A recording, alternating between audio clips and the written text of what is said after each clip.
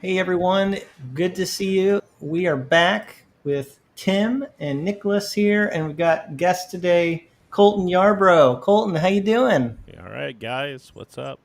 Good to be here. Yeah, Good to have you back. you know why I'm super excited about having you on. No, why? You're only here for one reason, Colton. You are a Baptist.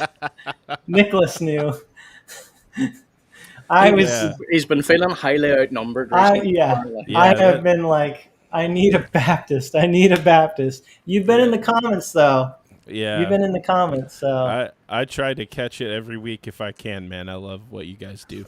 Yeah, so do we. So Yeah, Yeah, it's a lot of fun. This really is a highlight of my week. I really appreciate Nicholas staying up all hours of the night to oh well, talk with no, us. but like I know, it's not really that late for yeah, you not because you right now. stay up even later. Yeah, I've got my own stream tonight. We're reviewing a movie called Silence. It's a fantastic movie, but oh, it's a hard watch, very hard watch. Okay, well, that's amazing that you're able to stay up so late. I typically have a hard time, but I know you do a lot. So, like, you stream now with different things. So, the fact that you've been able to continue to do this with us has been awesome. Always will. And I like the variety. You know, we've got Nicholas, he always says he's not quite Presbyterian yet. I'm not sure what that means. That you just I'm not a member of my new church yet. you're So not a member of the yeah, church so yet, but you are Presbyterian in theology, right? yes, but I'm not. Okay. Yeah, because I don't wanna be like I'm the Presbyterian when I'm not in my Presbyterian church. So yeah. and did I catch it right, Nicholas? The church you've been going to is like a Covenanter church. Well, Like, so yes, I have been a couple of times. I'm in the process now of like they vet people that mhm. want to become members. So going through that, but yes, they are. So they're not. They are Presbyterian, but they're called Reformed Presbyterian because they're closer to the Scottish Covenanters. So Right. yeah. So So kind of like what Matthew Everhard was talking about last time with the RPCNA. yep, I pretty gotcha. close. Pretty close. Yeah. I gotcha. The only difference would be the church that I'm looking to go to be a member of. They are exclusive Samity, which I'm not, but I'm okay partaking in that. So Sure. Yeah. That's the church you're planning to go to. yeah, that's the church I want to become Yeah. a member of. Yeah. We talked about that last week with Matthew Everhard, those different views on psalmody. Yep. Yeah, interesting. Um, so just so everyone knows, we are going to be talking about the topic, has the church gone too soft, based on a video that I saw on that topic. So we'll react some to the video. But I know someone commented last week, and they might have been watching the replay, and they're like, wow, it took you guys a long time to get to the topic. Well, that's because we're doing this live, and it takes time for a lot of people to come into the live stream. Some of you get on here right away, but you know, because we're here live, actually the numbers go up the longer we're on here. So we usually try to have interesting and, you know, good interaction for a little while before we get into the Yeah. main subject. And As also with we like to most, interact with the audience. yeah, as with most podcasts, you want to warm up a little bit. I know, like you don't want to just jump straight in because if someone does join 20 minutes into it, you're already knee deep in what the topic is. So Yeah. True. I, And the reason I'm bringing this up is because this person wasn't just commenting like dispassionate. They seemed a little bothered. yeah, So I just wanted to explain to them, it was, you know, if you're watching this on replay, just skip feel free. ahead. No problem. yeah. You don't have to listen to this.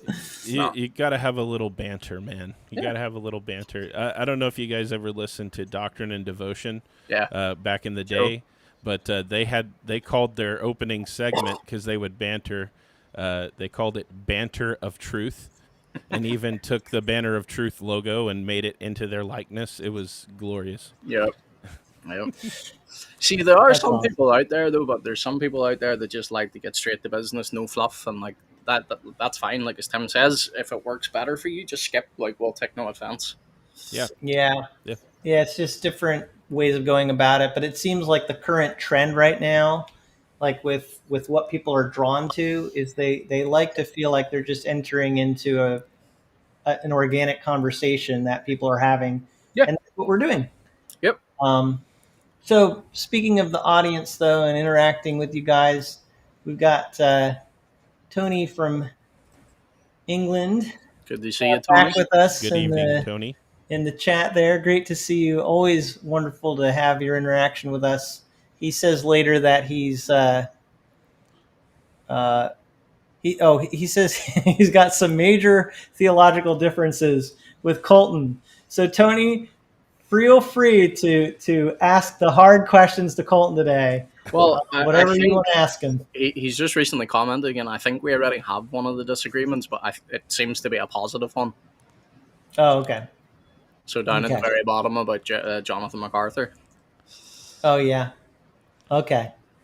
But he did say that you seem like a good guy, so that's awesome. Well, And thanks, Tony. Thanks, brother. yeah. Then we got TJ over in Kansas. Uh-huh. Hey, TJ. So great to see. I just love seeing where people are from, all over the place. And I think most of you know that Nicholas is from Ireland, Northern Ireland. I say Ireland because there, and I don't say this to be offensive, but whenever you try to explain the intricacies of Northern Ireland versus Ireland to most Americans, it just goes over their heads. So I'm just like Ireland. I'm trying to be respectful of your culture because I know there is a difference for sure. Yeah, for me, it's not a major one. Like I technically have dual nationality, so like Irish and British. So like I do identify with both. So plus, I the older I've gotten, the more I like my Irish side. So I lean into it a lot more. Aww. Well, we like your Irish side too, as well as your American side. Yeah. According to like, I don't know how many people on X. Apparently, I'm American. So even whenever they hear me talking, which I don't know how that comes about, but Wow, and I just learned something here looking at the comments that Tony said he's actually ex-Baptist, 1660, but not 1689. Wow, that's really interesting, Tony. That's So you've actually been in these circles that we're in here theologically. Interesting. All right. So I'm gonna show some stuff here that just kind of fun to warm up a little bit. And actually, speaking of Northern Ireland, I've found some videos which specifically are kind of like joking around about the Northern Ireland euphemisms and expressions and how hard it is, even for people in England, to follow them. And it's hilarious. So I'm going to play those sometime, not today because we don't have time. But I think that would be hilarious. And then you can kind of vouch for like how often you use those phrases and if you've noticed they confuse people. Mm-hmm. Let me pull up my first thing. It's going to be a Babylon Bee headline here. That this is something I will say it seems to apply to people in New England, but it has to do with spicy food and what you consider to be spicy. It says the Scofield releases a separate spiciness scale for white people. And on the bottom, they have eggs. Then you got ranch dressing. It gets medium when you get to pepper jack cheese. It's getting pretty hot when you get to jalapeno. And then the top would be like if you could withstand flaming hot Cheetos. I gotta say, like, seriously, in New England, there are a lot of people like this. Yeah. They'll just start coughing and choking if something is like jalapenos to them are like way too hot. So I used to don't get me wrong, I still love spicy food, but when I was like in my 20s, I would have had ghost peppers just to try it. I will admit, now in my 30s, like there's we have a brand of packet of crisps over here, and they recently put out like spicy teriyaki crisps. I was like, okay, I'm going to try them, and they said extra flaming hot, and I was like, okay.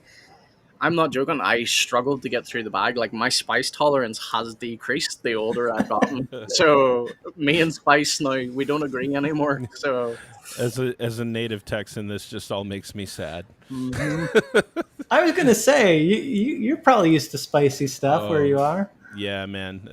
I grew up around primarily Hispanic neighborhoods, and so the kinds of food I was eating definitely had a kick. And I like spicy. I wouldn't do like intentionally eat a ghost pepper, but habanero. That I'm very comfortable with that level of spice. Yeah. Well, like that makes sense. Having been around a lot of spicy food, you build a kind of a tolerance if you eat it regularly. Yep. And clearly, where I live, people do not eat it regularly.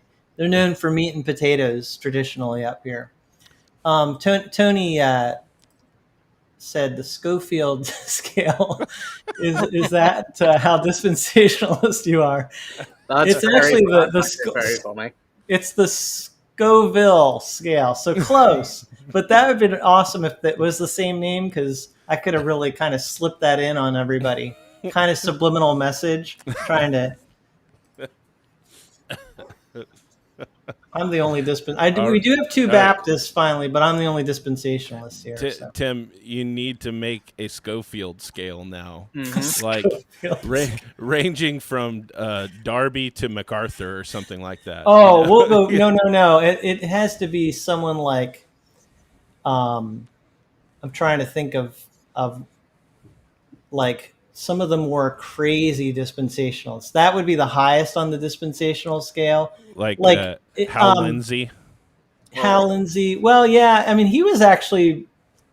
I could see why you'd say that, but they're crazier than him. I'll come up with that. I like that. But certainly, you've got to have like the Left Behind series, those authors in there somewhere. Yeah. I like that. The Scofield scale. Instead of numbers, it's measured in like Kirk Cameron emojis. Yeah. That's great. You now need to make a short video on this, Tim. We're expecting it. Yes. Well, I did the Texas Receptus, so why not the Scofield scale? Yeah. I love it. That's going to be awesome. All right, here's the next thing I wanted to share. Beth Rhodes posted this on Facebook, and this is a video of a guy who caught a baseball one-handed at a video game. They were actually, the Phillies and MLB was sharing this on social media a lot because he made an awesome catch. See if I can, I think it'll replay. See if, here's the catch. See if you can, right here.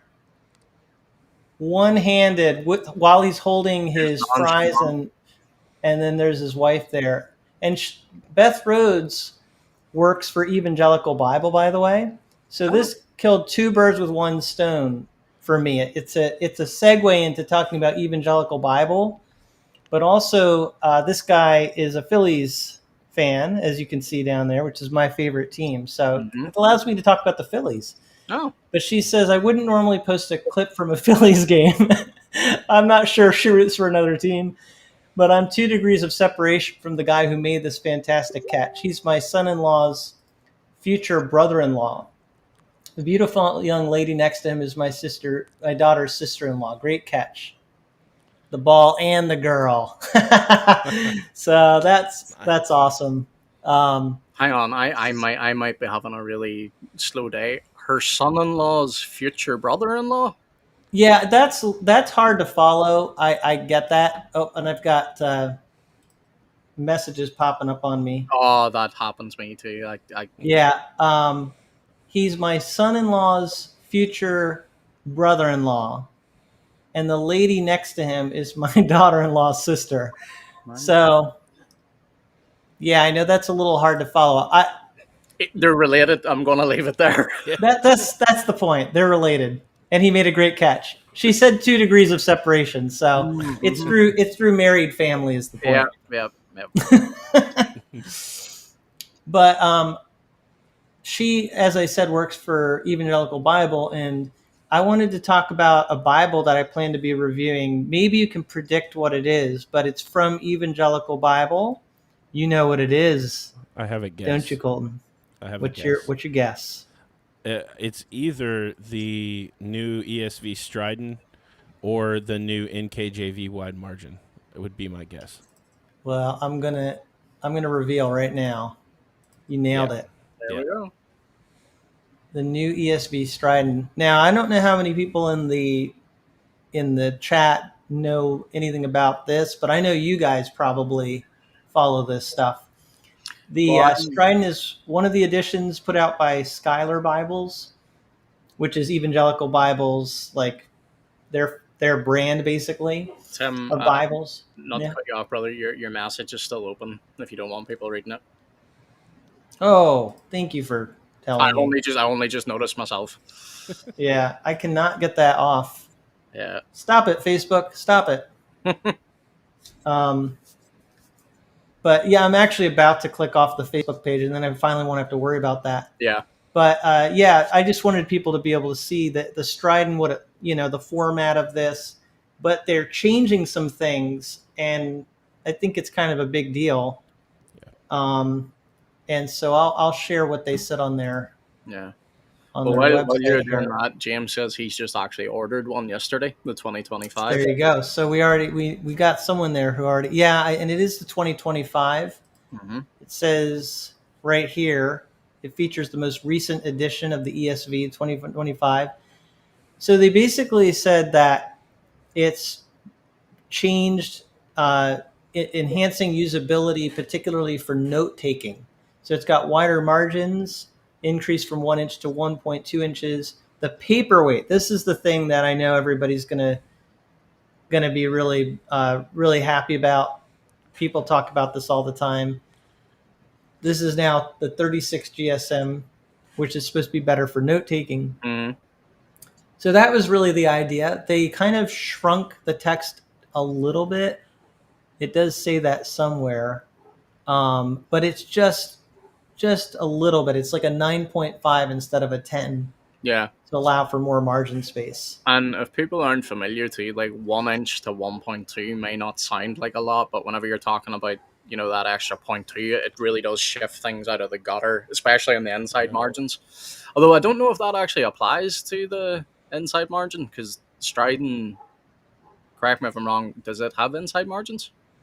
Well, let me show some pictures here. I know it's verse by verse layout. It's not like a much of a margin, but yeah. Let's see if I can pull the picture up here. Yeah, you can kind of see it there. Yeah. Okay. And it's not. Yeah, it's more of an outer margin, I would say. You can write. Well, that's what I was thinking. Yeah. But normally, still, you're right. It makes a big difference. Oh, it does. It does. But even in those inner margins, like I know that appears to be in the poetic section there. I can't really see because we're not zoomed in. But, a lot of guys do tend to use symbols and stuff whenever they're taking notes anyway. So, like, you can always use your inner margin, like, closer to the gutter for your symbols and things like that. So, yeah. The other thing, I know the price up there, this is the pre-order price. It may seem really hefty to some people if you're not used to these premium Bibles. It is expensive. However, now that they're going up to the 36 GSM, it's going to be much more comparable to the Allen. I forget what that one's called, but that's also like a single column reference Bible that Allen's been producing in the ESV, which I think that costs even more money. But now, and that's what I think is really amazing about Schuyler Bibles is for what you're getting, they're actually really a good value for your money. Yeah, and the thing is too, like, because I've had a couple of people comment before, now not on this YouTube channel that I have now, but my previous one, I've had a couple of people Colton, I'm sure you get this too. You review Bibles. Sometimes people really push back whenever you do review Bibles like this, and they're like, "That's way too expensive for a Bible," whatever else. But these are not Bibles that are going to fall apart within like a year or two. Like these things are often lifelong things that can be passed down as family heirlooms. That's the value behind them. So while it seems like a really expensive price outright, the value and the weight of that for generations to come is immeasurable. So Yeah, actually, Nicholas, the first video of mine on my channel that blew up, that got like over 10,000 views, was one on basically a defense of premium Bibles. well, that'll do it. Yeah, because it just like the thumbnail I just said, is owning premium Bibles a sin? Yes, I remember that video actually. And just sort of gave a defense for it based on some of the things you said there too. That the longevity, yeah. Yep. So what I'm going to do is compare the new edition with the previous edition, because I already have an ESV Stridon, and I'll show because again the text is going to be a little bit smaller, but there'll be more margin space, and then the weight of the paper will be different. So it's going to be interesting to compare the thickness as well as the layout on the page. Do you know which one you're getting cover wise, Tim? Or yeah, so keep that secret. Honestly, no, I don't mind telling because I'm excited. Okay. I've kind of gotten to where it's like it's a toss up whether I want full yap or not. And one of the only ones that's not full yap is a cover that I've never gotten from them before. It's the Black Pearl calfskin. So I already have the Desert Camel that's full yap, and then I'll have a Black Pearl that is regular size yap. So we'll be able to compare those differences too. Nice. So it's going to be a nice contrast. Now, a lot of my friends are huge fans of the Black Pearl. I'm actually the Desert Camel guy. I prefer it. Yeah, I'm in the same boat. I had a Desert Camel PSQ that I had ordered. I actually gave it away in a giveaway. Nice. But it was gorgeous. Yeah, I love the Desert Camel. Yep. Now I'm curious. Have both of you held the Desert Camel in your hand? I have. Yeah, not personally for me, but like seeing it from like I have a friend who has one, and just getting to see it was fun, lovely. Yeah, and I'll tell you, the one that I have is awesome. Like I called it like a super premium Bible because it's really a step up from a lot of other awesome covers that you get on Bibles, but it's so nice. But I've noticed that they vary. So like some of the Desert Camel are really kind of like this. They have like, I don't know how to describe it. Very creased, right? Yeah. Highly creased and almost dry. Whereas mine is less extreme in that area. It has some creases, but it's not so extreme as I've seen some people's covers. See, I think that's why it appeals to me more, because I think I've shared this with both of you gents. Like my ideal Bible would have no stamping, like no publisher or anything on it, and just a very plain leather animal skin cover. I want that thing to look ancient looking, and the Desert Camel is the closest to that. You're so Irish. You're so Irish. I want it to be ancient. Ancient. That's what I want. So I gotta explain. Leslie asked what Alp is. I'm quite sure you're referring when I said yap. It's hard for me to say it and for people to hear what I'm saying. It's YAPP, yap, and that is a term for the leather overhang when there's a cover on a Bible. So yeah, show us a demonstration. Well, no, I was going to say this is not the greatest example, but this is a semi-yap. So like it closes over part of your Bible gilding to protect it. So a full yap, the leather would touch completely. Yeah, I don't so think that's the yap. And Colton might even have alcohol. something with a larger yap. Yeah. It's not No. really. It's no different than Nicholas's, really. But I mean, it's like this section here Yeah. is what you're looking at, and Yep. how it kind of folds over. Yeah. Yeah, when you see a full yap, it's very noticeable because the cover goes all the way over the page edges, and it really protects the Bible and has kind of an old school look. That's how some people feel. Mm-hmm. So, what do you prefer, Nicholas? Do you care either way? I used to be, because like I used to be really into like super premium Bibles. I'm not as much now. Like Yeah. again, I think I'm starting to like. I think you go through phases as a Bible enjoyer. You go through, this Bible looks super beautiful, all the leather, blah blah blah. Nowadays, I would say, I think I would just go no yap, to be honest. If Okay. I'm honest, and then just also answer to Leslie's second question. Desert camel's just the name of the color of that particular leather Oh that we're yeah. talking about. Thank you. I missed that. Yeah. Desert camel is the style of leather. They come up with creative names sometimes. Yeah. Uh, it does have a very like dry, kind of a dry, thick feel to it. So I can kind of see why they call it desert camel. Yep. Yeah. The black pearl is, well, I think I had a picture up earlier. It's like kind of a marbled look to it, but it's black. Mm-hmm. So Named after the old pirates of the Caribbean. I guess so. Black pearl. Someone asked about when we were talking about the ESV. They Oh, said, yeah, has yeah, anyone thanks, had much experience with the RSV 1952? Have either of you guys? I do have one right here. Very little. Yeah. Oh, sorry, Colin, go for it. No, I have one. One of the Thomas Nelson ones is what I have. Yeah, that's probably exactly what this is. This is a 50s copy of it too. Oh, nice. Yeah, I've skimmed it, but I haven't done like a read through. Same. That's what I was going to say. Like, I've referenced it on a few articles, but I've very little experience with it. The presentation page has 1958 on it. Oh, nice. So it's got some unique things. Like one of the interesting things is they changed one of the words. The famous passage, and this is definitely like something unique to. It's actually not the like. It's not the Isaiah one. Oh, not the Isaiah one. No. Yeah, No, that one always has said young woman, I'm pretty sure, but yeah. 1 Corinthians 6, you know the passage that's talking about arsenic. I can't think of the word there. Yes.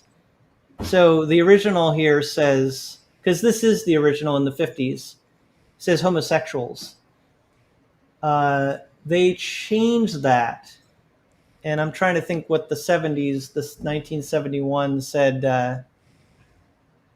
I wish I could think of it. Well, we can look it up. Malakoi.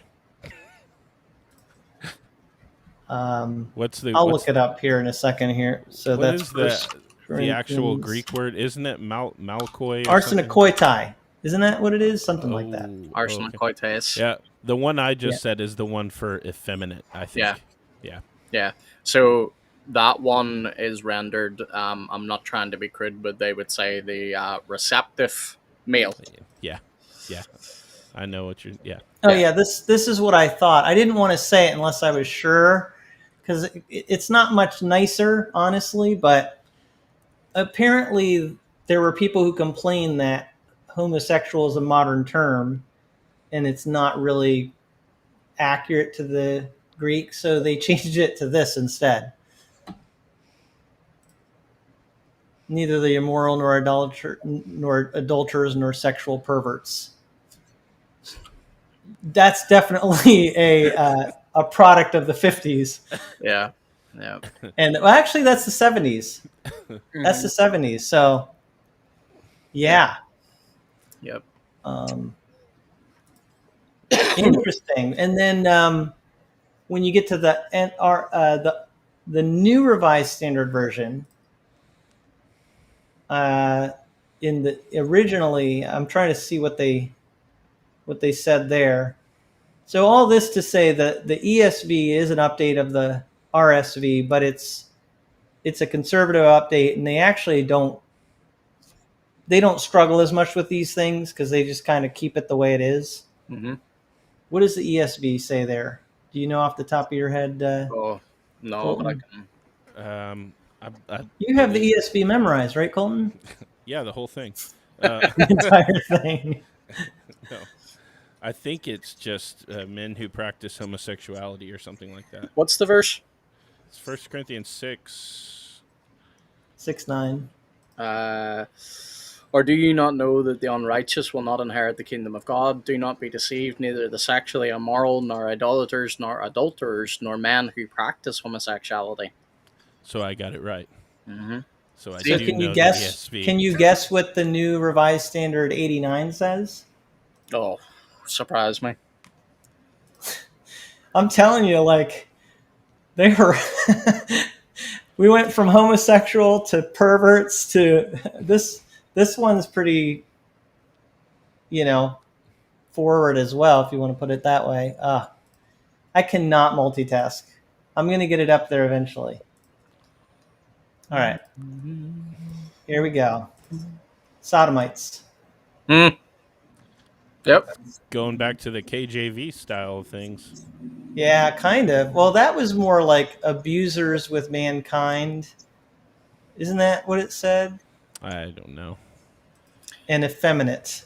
Do you know what I'm I'm going to pretty do? sure that's. So I'm let me pull up the newest NRSV, the UE, and now it just says illicit sex.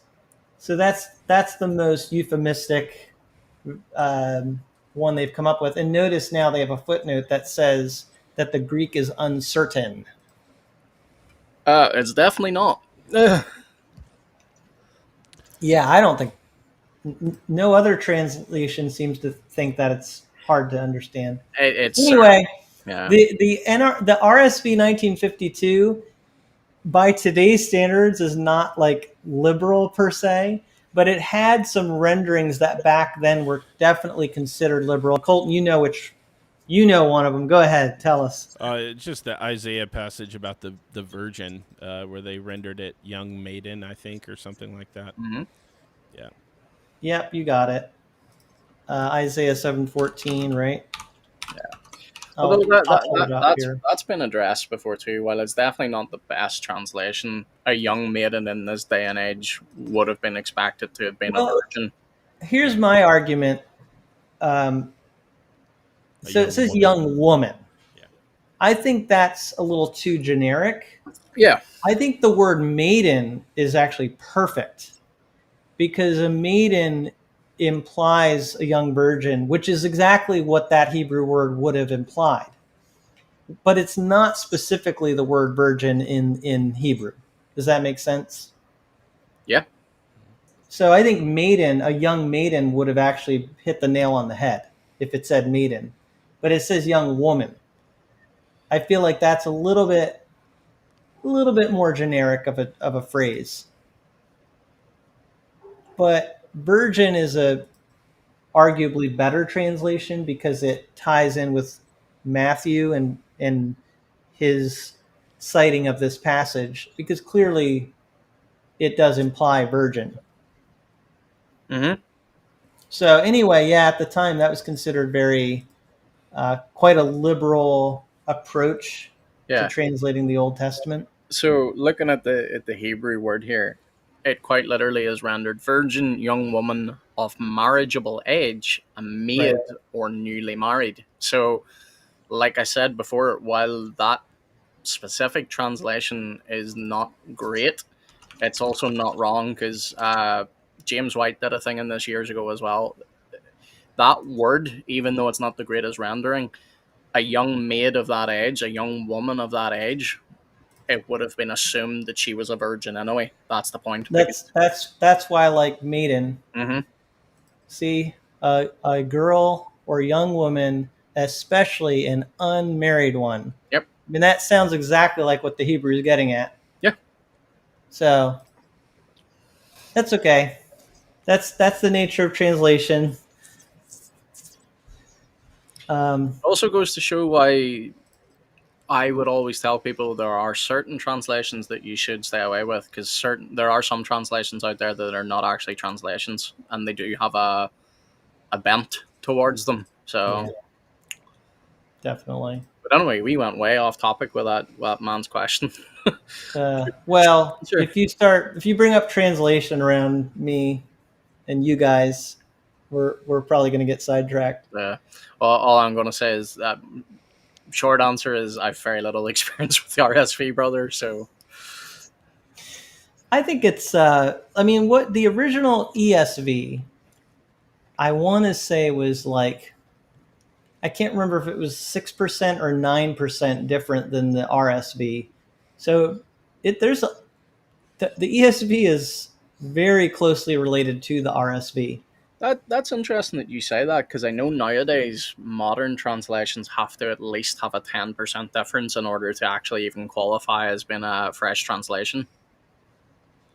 Well, I think didn't the ESV also removed some of the archaisms like the thee, thou stuff. Mm-hmm. So that probably Yeah, makes when it they for- say 6 or 9% different, they're talking about new renderings, not updating actual, yeah, the yeah, these. yeah. But you're right. All you need to do is update the these and the thous and the psalms, and boom, you've got your 10% Yep. Yeah. change.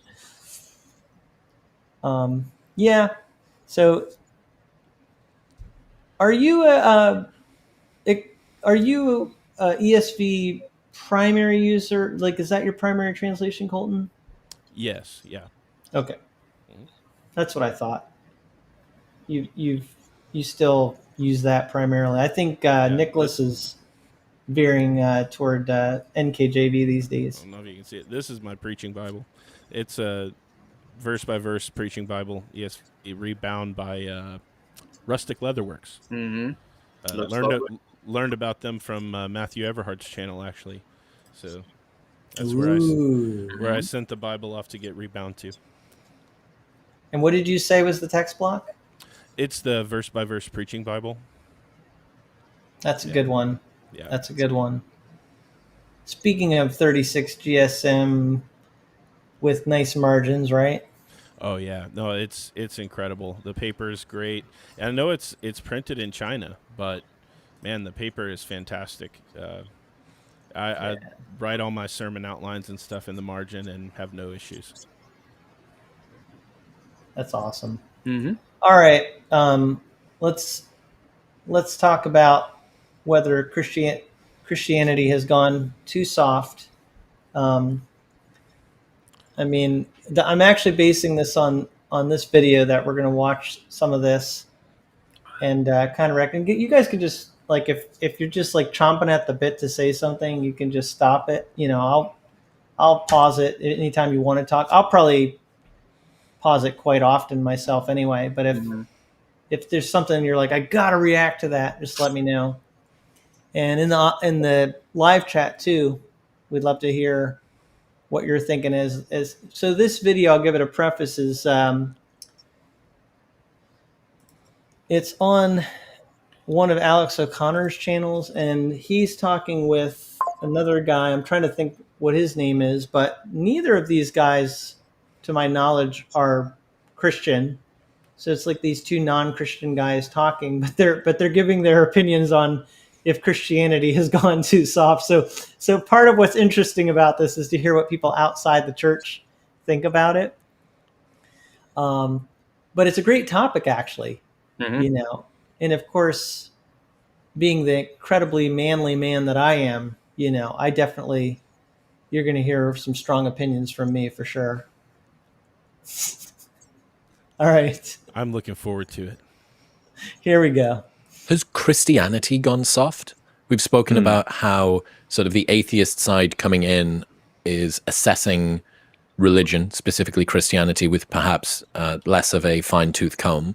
In order for Christians to say, with open arms, we permit you, person who does not have an active belief in God, in the resurrection of Jesus, in many of the things that are important, to faith, and you just said that would have been heretical. Is this both sides nerfing the bar that they need to get over, one in order to believe and the other in order to accept? Maybe. There's also the difference between like the Christian religion as practiced in the history of the Christian church, with a particular emphasis on like modern Christian Europe and how it behaved. There's that kind of Christianity, and there's the kind of Christianity which is like emulating the figure of Jesus, which is, I think, the important thing. So I'll stop there just because already there he said something interesting. By the way, I just noticed that there seems to be a trend with people in the UK having lightsabers in the background or something. I noticed he has one there, kind of like you, Nicholas. Mm-hmm. What's going on? They're You guys- they're very, very cheap lights, and Okay. they do the job. In America, we just have guns, right? That's right. Yeah, sadly, we don't have those. You're not allowed to have those, but you're allowed to have lightsabers. Very much. So Alex O'Connor, who's on the screen there, he's differentiating between Christianity more as... I'll just go back and play what he said here. in the history of the Christian church, with a particular emphasis on like modern Christian Europe and how it behaved. There's that kind of Christianity, and there's the kind of Christianity which is like emulating the figure of Jesus, which is, I think, the important thing. So So he actually kind of gives a little personal aside there, saying that he thinks it's more important to just follow the teachings of Jesus. Mm-hmm. But he's contrasting that with kind of the history of Christianity in Europe. So that's kind of setting up some things that they're going to be talking about. I don't know if you guys already have any just immediate reaction to even that right there. Not personally at the Not moment. yet. I've Wait and watched see. this before. Yeah, there's a couple of points I want to get to, but I want them to go into a little bit more detail. I think All right, what he's. well- I definitely had some thoughts on what I think he is about to say here in just a Yeah. second. So we'll let him keep going here. for example, This is what Ivy League Except we've got to go universities- through a ad here first, everybody. Yep. Well, they have to pay their bills. Here we go. soft. Well, consider the Christianity of the Crusades versus the Christianity, the sort of lukewarm, half people don't even believe, like less than like 1% of the population are going to Church of England churches, you know. Like, yeah, that's definitely gone soft, but arguably the kind of either military or strong-armed Christianity that emerges in the history of the Christian church is itself an inappropriate hardening of the Christian message. Right? The figure of Jesus, Like Christian relativity. Like Yeah, what yeah. is base yeah, for exactly. Christianity? And religion is always famously just used to buttress political aims and Functionally, campaigns. how can we have this ideology, this dogma to be able to drive us forward, perhaps if we wanted to invade some other countries? Yeah, or like how can we motivate people to believe that we're on the right side here? I mean, famously, Adolf Hitler, that people debate all of the time whether he was a Christian. Who knows? I mean, he was a Roman Catholic, but he never renounced it. But like, you know, he wasn't acting very Christian, let's say. But he did have the belt buckle of every Nazi soldier have Gott mit uns, God with us, written on the belt buckles. Atheists weren't allowed to join the SS. Didn't want them. Didn't think they could be trusted, I suppose. Hitler says explicitly in Mein Kampf that in standing guard against the Jew, I'm doing the handiwork of the Lord. Right, so he's using this religious terminology. And a lot of people like to point out to me, like, I'll hear Christians say, yeah, but he was actually an atheist. I mean, he was just pretending to be a Christian, surely. And I'm like, well, why would pretending to be a Christian make it easier for him to be a fascist? You know what I mean? It's sort of a bit of... Oh, ouch. That's Yeah. this is pretty pertinent, right? Actually, this discussion. Yeah. Mm-hmm. Yeah. I think that is like, if you don't see that is something people have done throughout history, like pretending to be a Christian definitely has benefits. Like that you can rile people up and try and abuse Christian teaching and shift it and morph it into something to fit your agenda. And that's where we see a lot of things throughout history that went terribly wrong. Yeah. The thing I would add here, Hitler was definitely not an atheist. Hitler had a belief in a god. People often say it's the Christian God because Germany did have somewhat of a Christian faith, but whenever you hear and read Hitler's own words on the Christian faith, he doesn't have very kind words for the Christian faith or the Christian God. He found it a very weak religion, and he actually admired the Islamist God.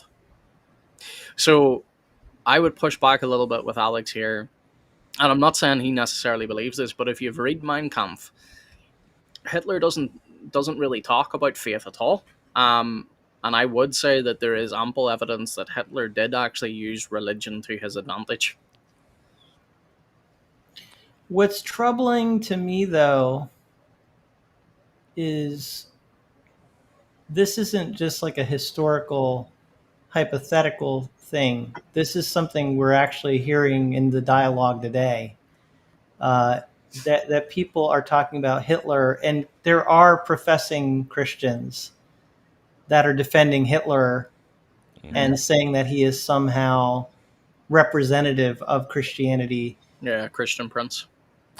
Yeah, and defending him, And of course you have people like Mahler. We've already talked too much about him before, but even someone like Nick Fuentes, who is like I think he's Catholic. He is, yeah. And I don't know if he outright loves Hitler, but he certainly somewhat defended him.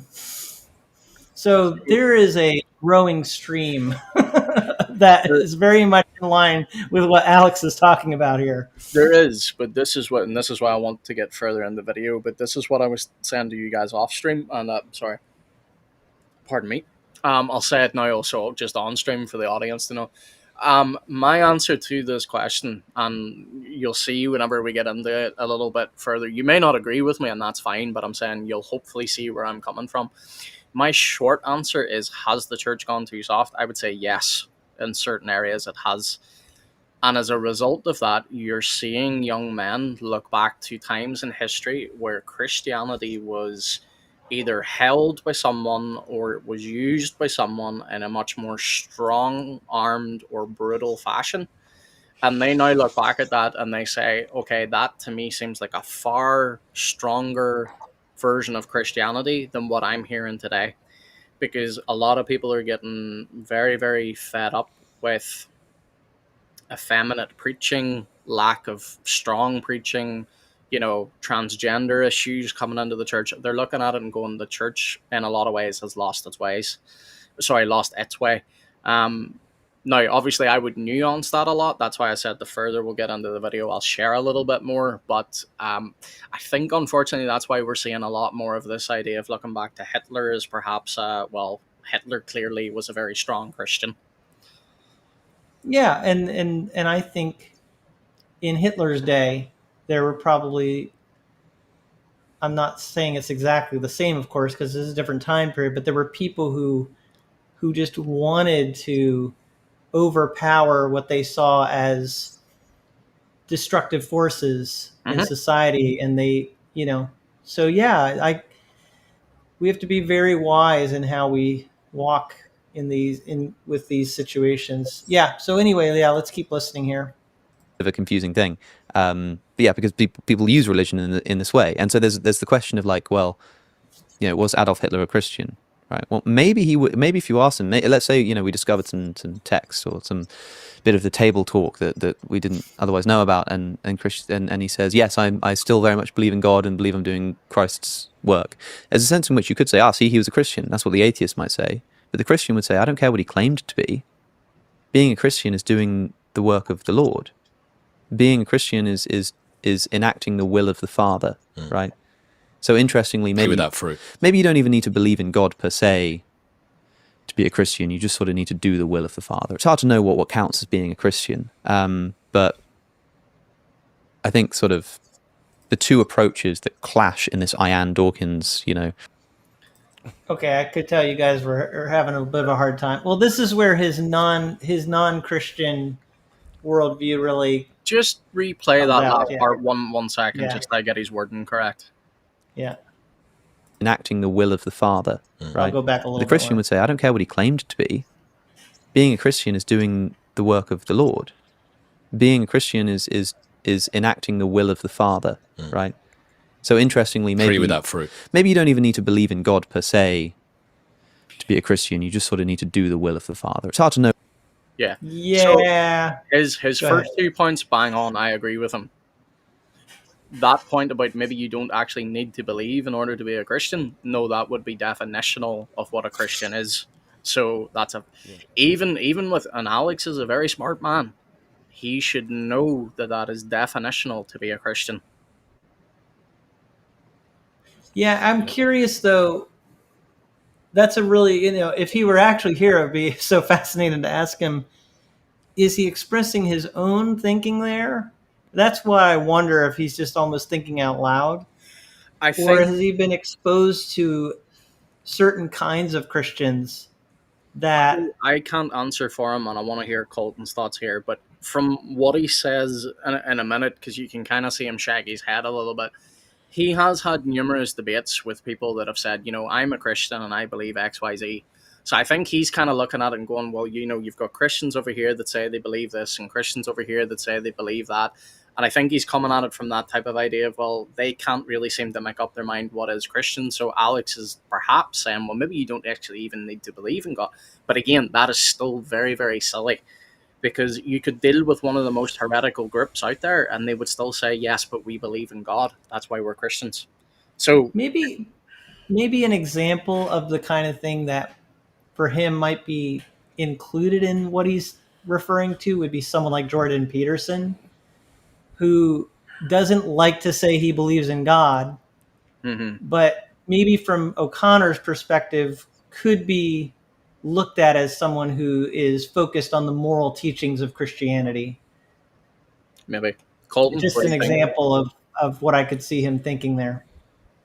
Anyway, none of us agree with what he just said. No. You do actually have to believe in God to be a Christian. Yeah. What were you going to say, Colton? Sorry. No, I'm just going to say it sounds like he's saying some things very similar to what I've heard people say when they claim to be red letter Christians. Like, I just want to follow the teachings of Jesus. And, the problem with that is even in that, and you hear this from a lot of people, of like Jesus, taught these great things and we should just follow those and not worry about all the other stuff. And the problem with that is Jesus said some things that you're going to have trouble reconciling with that sort of worldview. I mean, I am the vine, you are the branches. Abide in me, I abide in you, and apart from me, you can do nothing. Like, what good works can you do if you don't abide in Christ? He says things, you guys know all this Gospel of John stuff. I'm the way, the truth, and the life. No one comes to the Father except through me. I and the Father are one. All these things that Jesus said, they don't really leave room for the kind of worldview that he's talking about there. Nope. Yeah, and it's I think that they're having a very honest discussion, and they're not necessarily staying pinpointed on that question. Has Christianity gone too soft? I think it's almost he's drawing in some other things here that are complicating it a little bit. But let's keep listening. Know what counts as being a Christian, but I think sort of the two approaches that clash in this Ian Dawkins, rumble is the difference between the approach that says the thing that matters is that you live the right kind of life and have the right kind of ethics, and the other side, which says the thing that matters is that you get the right theology, that you have the right truth claims. To me, that seems a lot less human. It seems a lot less in accord with the way that Jesus spoke and behaved and acted. I mean, he's not going around settling theological disputes, really. He's responding to theological disputes and people are trying to test him theologically, but he always responds to them with a sort of vague classiness that sort of transcends the dispute. It almost makes nonsense of the disputes. So, yeah, I don't know. Okay, has Christianity gone? Okay, so he's about to go back to the subject. Yeah, he said some things there I can tell you guys were having a hard time with. Yeah, go you first this time, Colton. Yeah, I mean, the thing he's really trying to put two things apart that go together. It's as far as living within a right sort of ethical framework, you can't to try and develop that apart from the theological is impossible. Like it's just not a thing you can do. And he's trying to separate these things, and also just him, saying Jesus didn't settle theological disputes is just an insane thing to say. Yep. For anyone who has actually read the Gospels. I mean, he clearly did. Yep. Time and time again, he brought right doctrine to people who were getting it wrong and corrected them. There's no question. So, yeah. You nailed pretty much what I was going to say. People try and force Christians into this dynamic all the time where, not just in this area, but like you even said, Colton, like there's this as if these two things stand apart. They don't. Your theology should shape your life practice, your how you live out your belief. If it doesn't, you've got very bad theology. Jesus taught his disciples doctrine. He taught them teaching. That is what the word doctrine means. Jesus taught the Sermon on the Mount. He corrected the scribes and the Pharisees countless times. He says to them, have you not read in the scriptures? This is the reason you do not know the scriptures.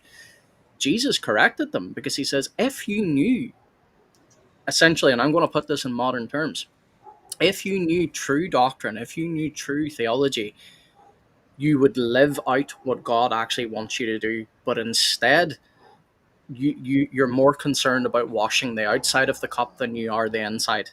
Why? Because they were all focused on theological knowledge devoid of spiritual practice. That's wrong. Those two things go hand in hand. They're meant to go hand in hand. And again, I see Tony comment this a moment ago where he said he's describing cultural Christianity, not true biblical Christianity. I would agree. I think that's perhaps where Alex is coming from, because Tim, you even said it yourself, maybe he's looking at someone like a Jordan Peterson. Or Dawkins even said recently he would prefer to be described as a cultural Christian. Yep. There's no such thing as a cultural Christian. You're either a Christian or you're not. Very simple. Right. Yeah.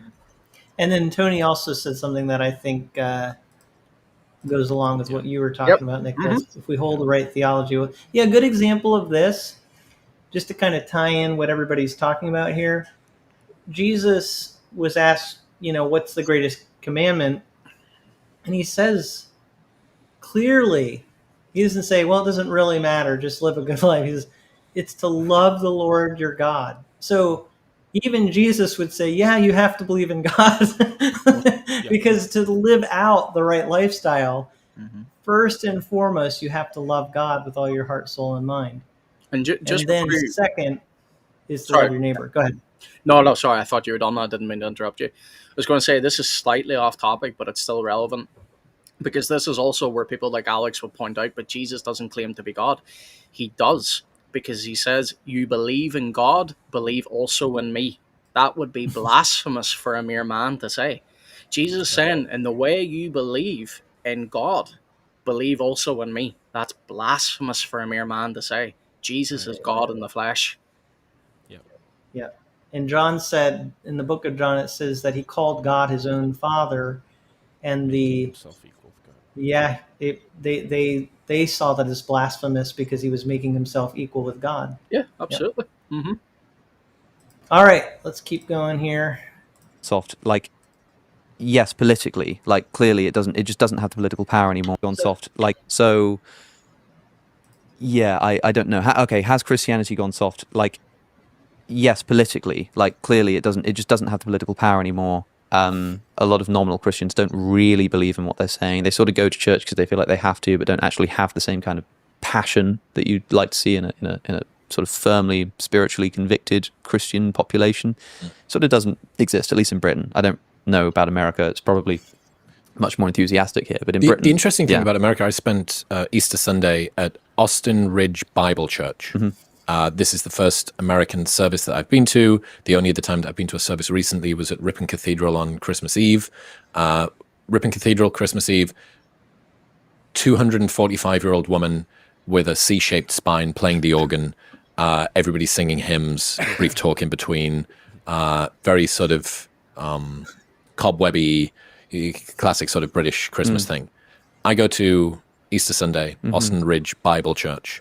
I pulled up behind a 150 grand Corvette supercar that had God Now as the number plate on the back. That was the first thing. I went in, the lady that was the warm-up act for the main person that was giving the sermon for the day started using religious language. And I was like, oh God, straight into it.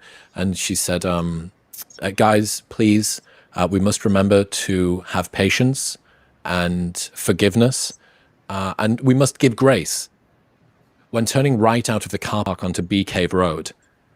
And I thought, oh, wow, okay, this is an interesting use of sort of semi-Christian language here to direct traffic.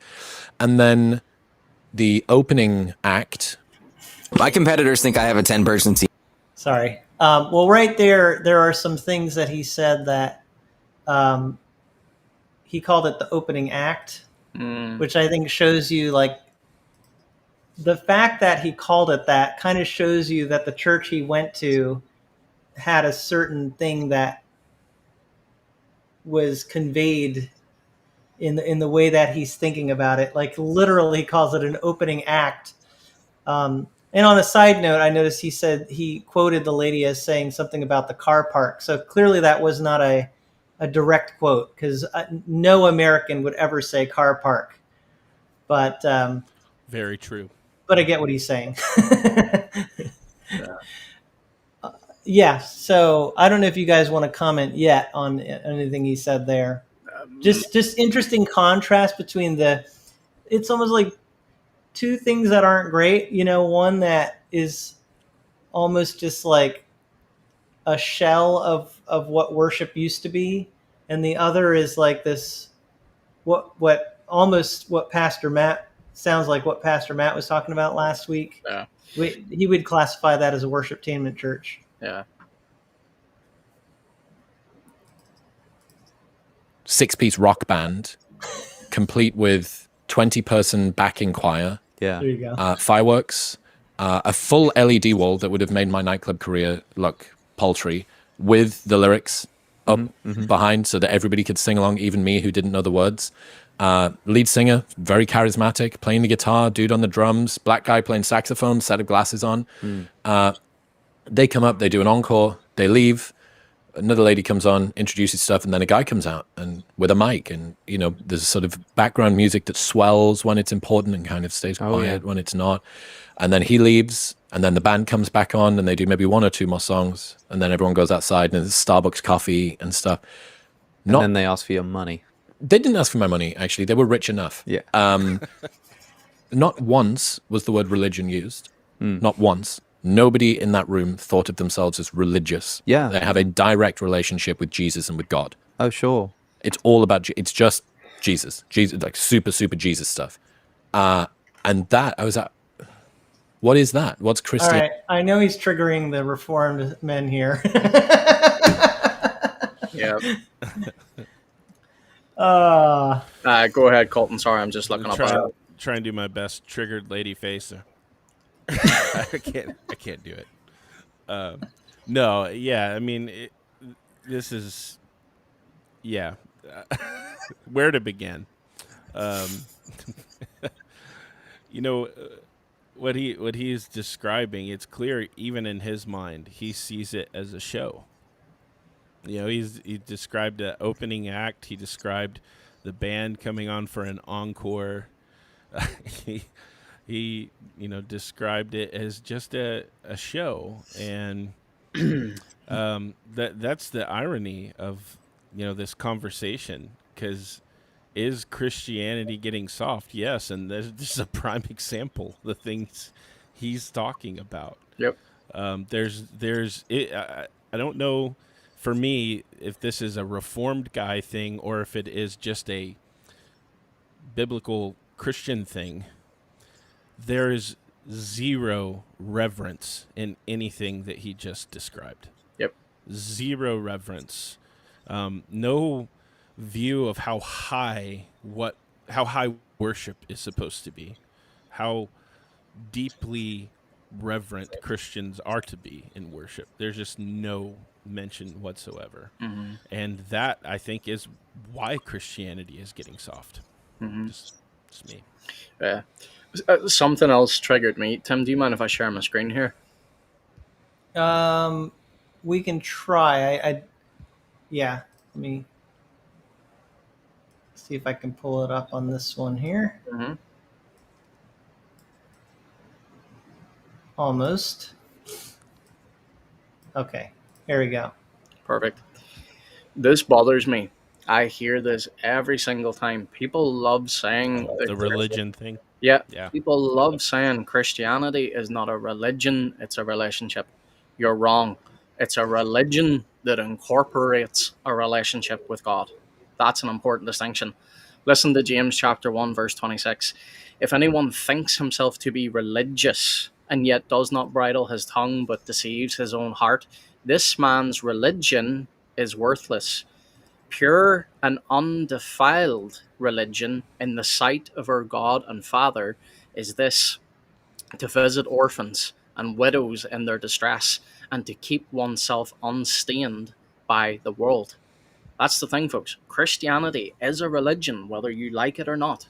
It is a religion, but it is a religion in which the creator of the universe desires a relationship with you.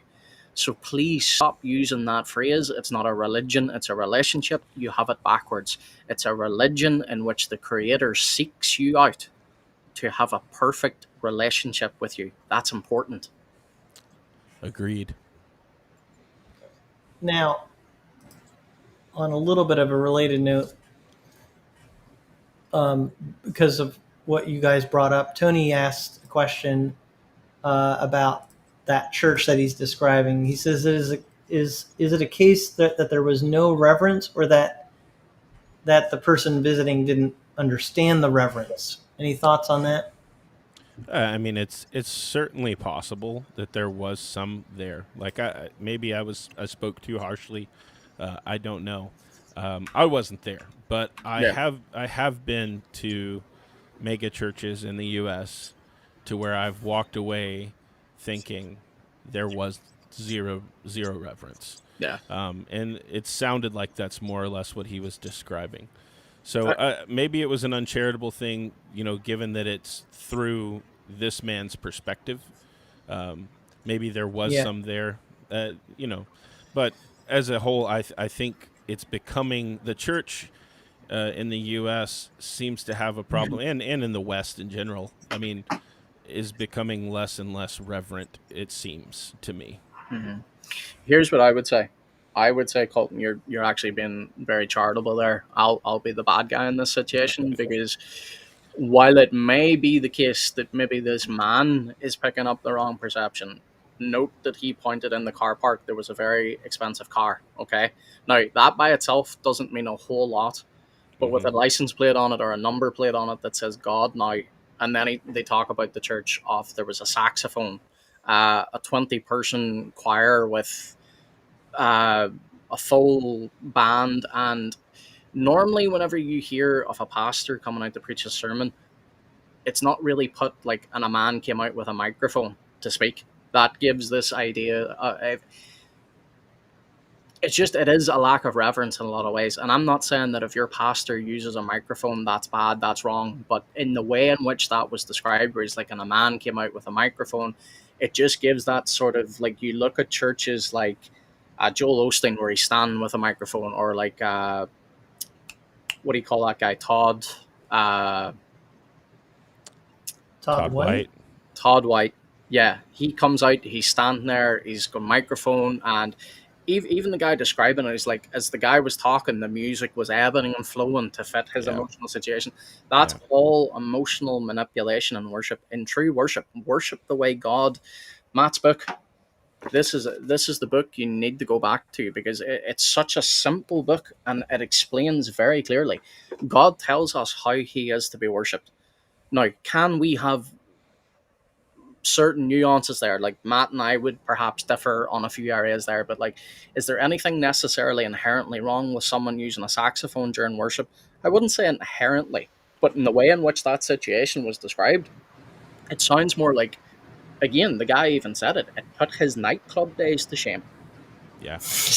Like, if someone's coming into your church and saying, you know what, I've been to a nightclub that looks less like this, that's a situation which you're not in a very reverent church. I'm sorry. So this is bringing up a lot of part of this discussion that I think people are having a hard time understanding, depending on their background, like hearing the other side of it. Yeah. Because when we talk about being too soft, some people just are looking at more of the externals.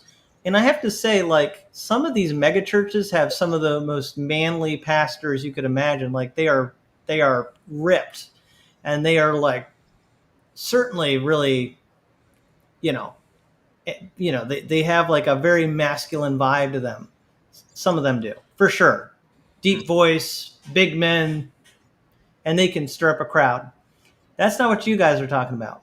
No. When you say it's going too soft, you're talking about, I'm going to try to describe this. It has to do with the message, but you're also connecting it to the medium. Yeah. You're saying that the message is supposed to be one of reverence for a holy God, and that the medium used to convey that message is important. That if you somehow can try to convey through the wrong medium, you're going to end up misrepresenting the message. You're going to, intentionally or not, you're going to misrepresent what you're trying to say, or what you should be saying about God and about the reverence we're to have for Him. I want to address Tony's comment really quick in light of that, because I mean, he did. I don't know if you could pull it up about his church. It's the one I was going to do, so thank you. He said that we have a. Is it this? We have I'm assuming he means a modern contemporary worship teams, but it's one of the most reverent churches I've ever been to. Amen, brother. Like this is not a discussion on whether or not you can use modern songs. That's a different discussion. That's a different part. But when we're just talking about the overall like purpose of the worship gathering, and so.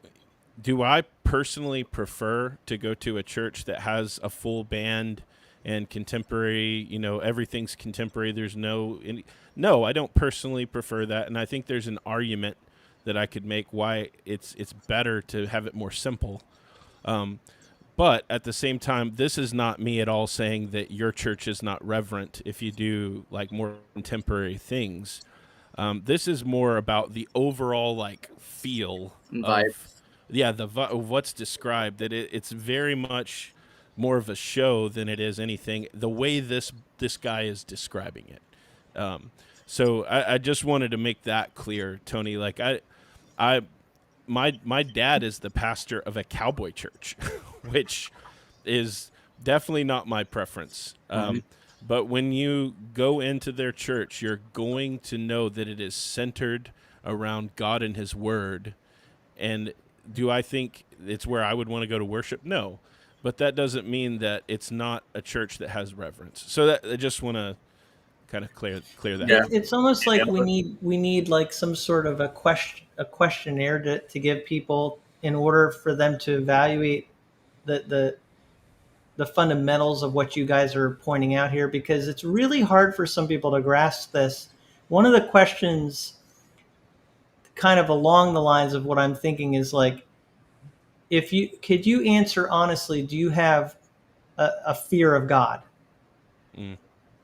Do you, and there are some people, their reaction to that would be, well, we shouldn't have to fear God because He loves us so much. He's so in love with us There's no need to fear God, and perfect love casts out fear. And they would even cite a Bible verse to try to back up what they're saying. Mhm. Yeah, I can tell you guys would answer that differently. Very, very much so, because at the end of the day, like I said before, Christianity is a religion in which the Lord seeks out a personal relationship with you. Think of how glorious this is. The creator of all, in the same way he says to Abraham, I call Abraham my friend, he extends that to us. He allows us to call him Abba. But I better not ever dare presume that I can make God my friend to the point where I can call him my homeboy, my, Jesus is my bro. That's disrespectful. Yeah. That lacks all reverence. Never mind fear. Yeah. That says I have no respect for you. And Yeah. that's the type of thing that, like, you guys, you're both fathers. Mm-hmm. Your children, I'm sure, love you. But I'm sure whenever it's time to go into dad mode, if you have to discipline, in that moment, you want your kid to have a healthy respect for you. Yeah. Right. You don't want. That's what I think of as being tied in with the word fear. That It's is not fear. like a cowering, like I have to stay away from my father. No, it's respect. Like I fear his authority and respect that. Yeah. Because at the end of the day, Scripture says these things together. They're not torn apart. Can I call God my father? Yes, I'm invited to do so. Yeah. Am I called his friend? Is he my friend? Yes. But is he also my king and my sovereign? Yes. And I'm not going to go and insult the king of the universe and assume that just because I've been adopted as his son, I get to go and do whatever I want and basically be disrespectful. No. Yeah. Heaven forbid. I've enough sin of my own to answer for. I don't need to add in being a disrespectful, irreverent nuisance. Yep. This makes me think of C.S. Lewis in the conversation between Aslan and Jill. Do you eat little girls? Oh, I've swallowed up little girls and little boys and nations, Kingdoms and empires. And oh, well, I guess I'll have to find another stream. Well, there is no other stream. And of course, the classic, is he quite safe? No, of course he isn't safe. He's not a tame lion, but he is good. Mm-hmm. Lewis really got what we're talking about in his allegory. And that's relating back into, this is what I mean. This is why I would say Christianity is getting soft in a lot of ways. Not just soft in areas that, you might initially think of. Even soft on our understanding of God. There's this idea now, especially and again, this is not a knock on all modern worship, but in general, modern worship these days really does tend towards, you hear it all the time, the Jesus is my boyfriend songs, Jesus is my homeboy. I know Christians who use the phrase, oh, I'm going to have a talk with a man upstairs. They think that sounds good. They think this shows how close I am with God. No, it makes me look at it and go, you don't have a lot of respect for your Lord. Yeah. I'm just being honest. Yeah. Now, Tony, I do appreciate this 100% fear reverence. And I do believe what I kind of want to add in here, based on what I'm hearing you guys say, we want to clarify not all contemporary worship lacks fear and reverence. There can be modern worship settings and practices that have that, which I think is what Tony's getting at here, and that's great. Here's my thought. A little bit of what you guys are talking about. So churches that are modern tend to emphasize God is with us. It's a sense of his immanence, that he is present, and that is true. And there's a healthy side of understanding that and believing that. But you guys are talking about portraying God's transcendence, and traditional worship has a way of emphasizing that a lot of times. If you walk into a more traditional setting, you feel like you're emphasizing the otherness of God, that he is above us, that he is holy, and that, so I know people might argue, well, you can portray both things even in a contemporary setting or in a traditional. Yeah, you can. But I do think people like you guys, you seem to be oriented toward saying worship should focus on that transcendence of God. Yeah. Yep. Would that be a Yeah. good way of putting it? I think that's fair. I mean, I also want to be clear that I don't think that the transcendent aspect of it negates the personal. Right. That it's just both of those things need to be present. I mean, goodness, what is more transcendent and personal than when we observe the Lord's Supper? It's both. Like we are partaking of something that is we're in communion with Christ.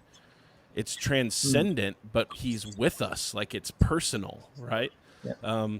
What is more transcendent and personal than singing the Psalms? Yep. It's both. What's more transcendent and personal than the word faithfully preached?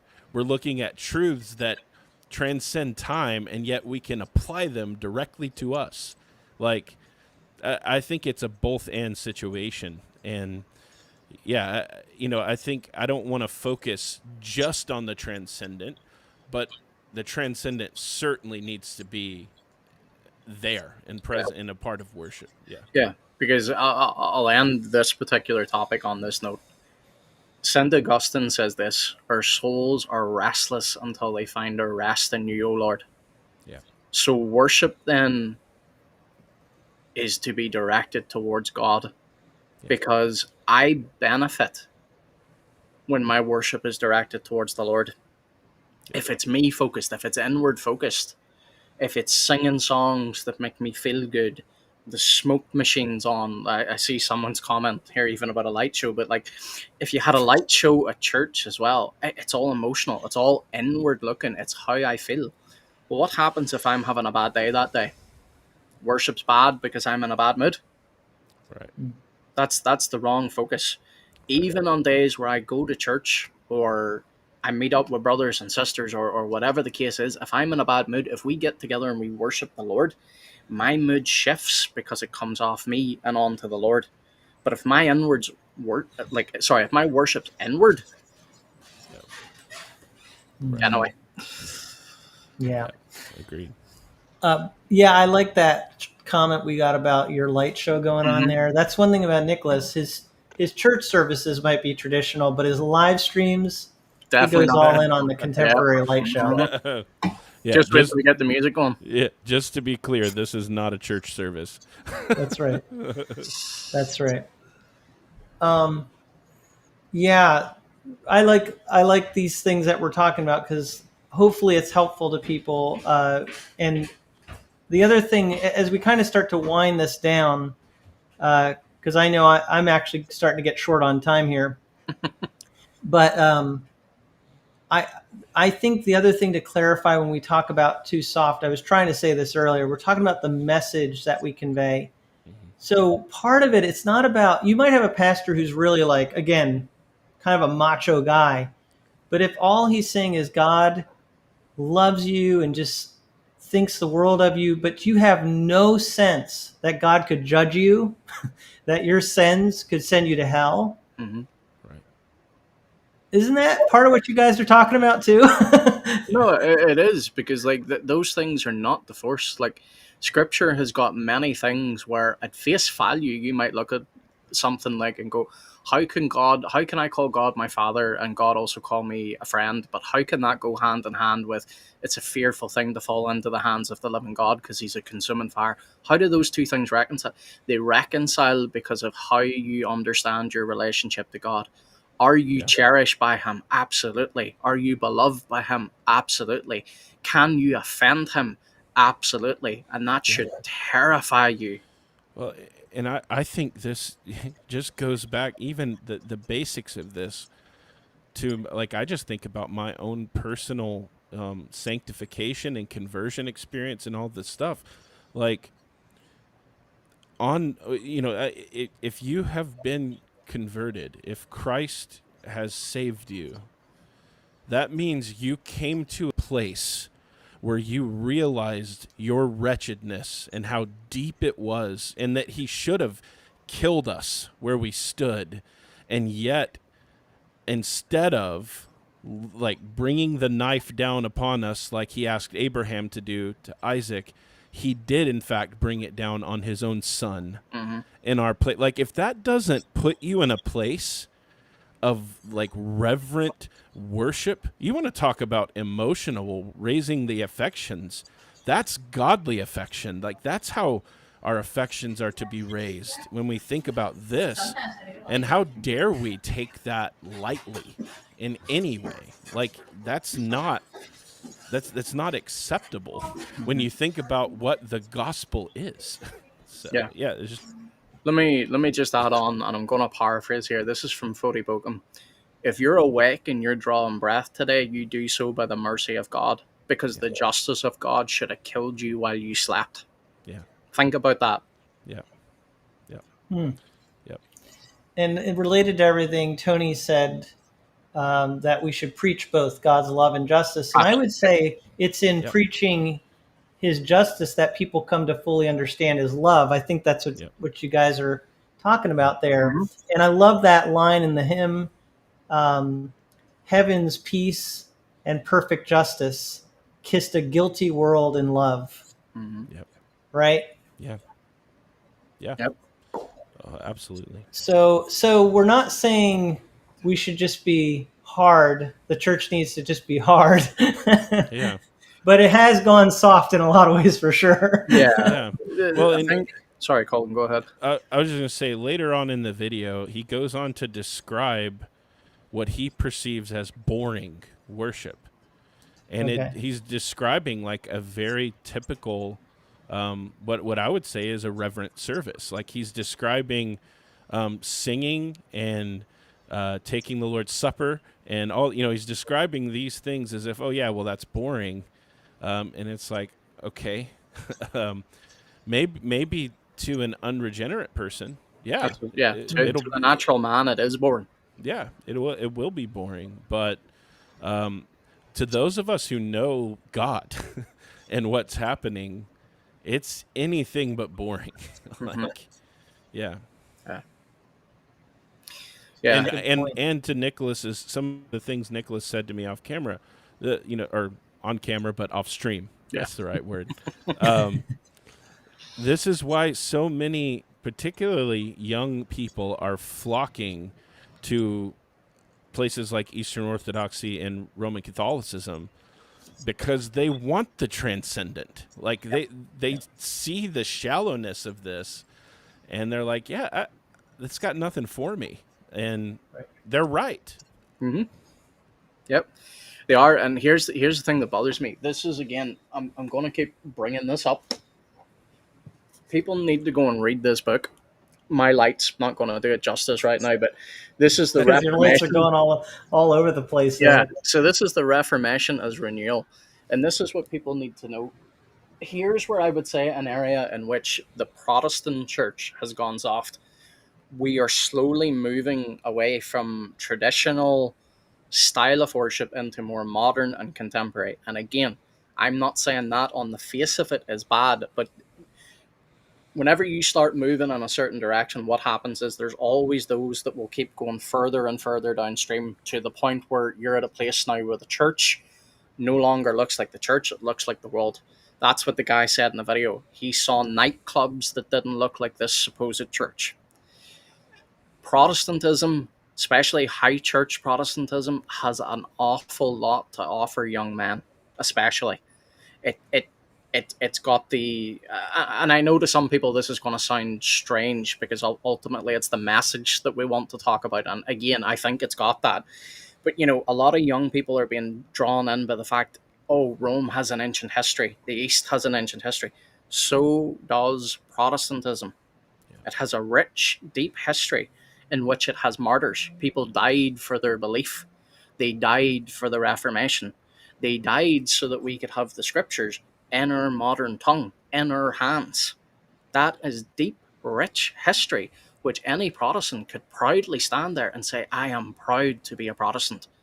There's something rich and truly masculine about that. And again, I'm speaking as a man, so that's not to say like if you're a woman, you can't have a deep appreciation for that as well. I'm just saying, as men, young men want something they can get stuck into, because you see them also often saying things and doing things out of zeal, not out of wisdom, and they need correction, they need help. But all too often, I see people decrying them on social media, saying, "Oh, look at this! You know, the church is in danger." Blah blah blah. Well, then step up and teach them, and stop shirking your duty. Yeah. Yeah, and I think with all of these things, hopefully people will take some personal application away that will, help them do better, or be, just mindful of the things we're talking about. Personally, I think every tradition has its weaknesses and pitfalls. Yep. And by the way, you can be irreverent toward God in a very traditional setting. Look at what Jesus said to the Jews. Yep.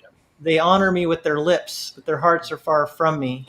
They did not have a respect. Some of them did not have respect for God, even though they had the temple and all of the beautiful things there. So oh yeah, by no means, like, I don't want to, like, Matt said this himself, and he even said it today in one of his most recent videos too, because he was talking about going to a mega church. He's not trying to come across as judgmental, nor am I. So you're hearing my convictions. This is what I believe to be true. There's a reason why I'm passionate about it. I wouldn't believe in it if I didn't think it was true. So if you're someone like, for example, Tony's popped on these streams, he's popped on my streams, he's always incredibly respectful. We have differences, but we're brothers in the Lord. And I thank Tony for that, and anyone else that reacts charitably, as I know Colton does, and I know as you do, Tim.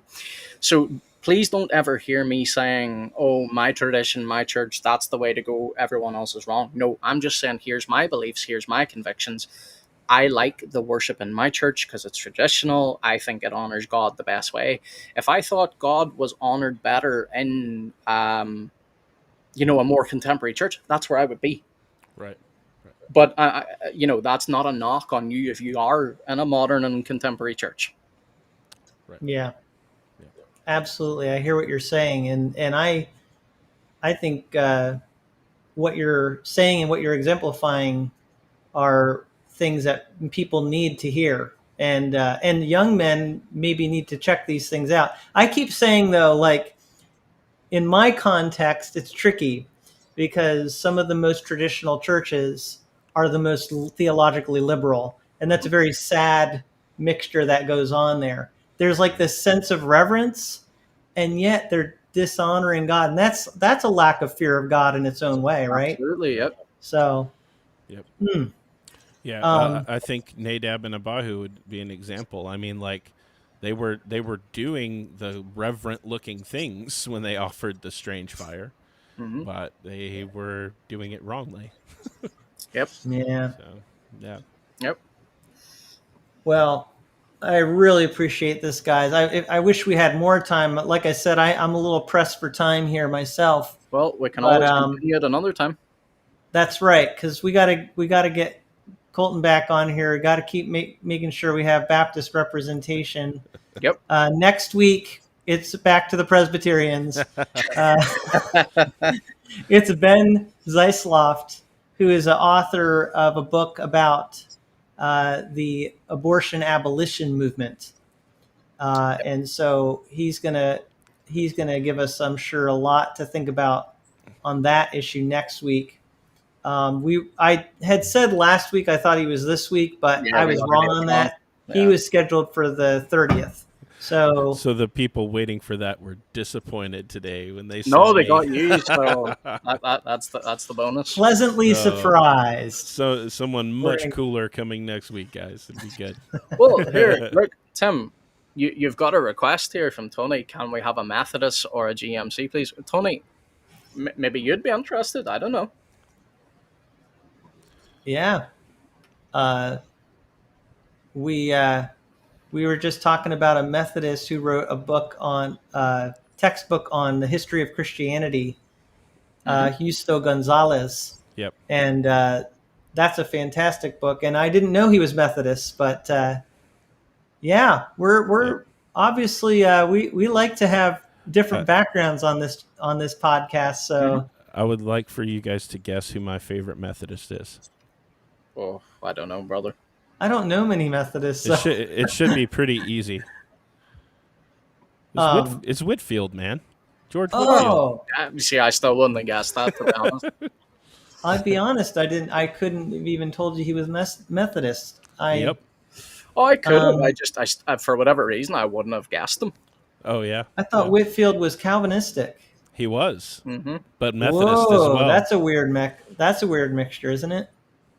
I have a Methodist friend who also is. I was going to say it's not common, but it's not uncommon either. So okay. Yeah. Mm-hmm. Yeah. Okay. Well, that's the thing, the more you're exposed to different groups, the more you learn some of the, variances within them. But I tend to think of Methodists because of the Wesley brothers. Wesley brothers, right? Yeah. That's what I tend to associate. Which, by the way, both incredible men to read about their lives and theology. Yeah. All right. Well, thank you, both of you, very much for your time. And thank you to the audience, as always. Great interaction. And, of course, our numbers at the end here are the highest that they've been the whole time. So sorry we have to go. But I do actually have somewhere I've got to get going to soon. So I'm going to let the audience go. And we'll see you next week, Lord willing, with our guest, Ben Zeisloft. God bless, guys. Bye, guys.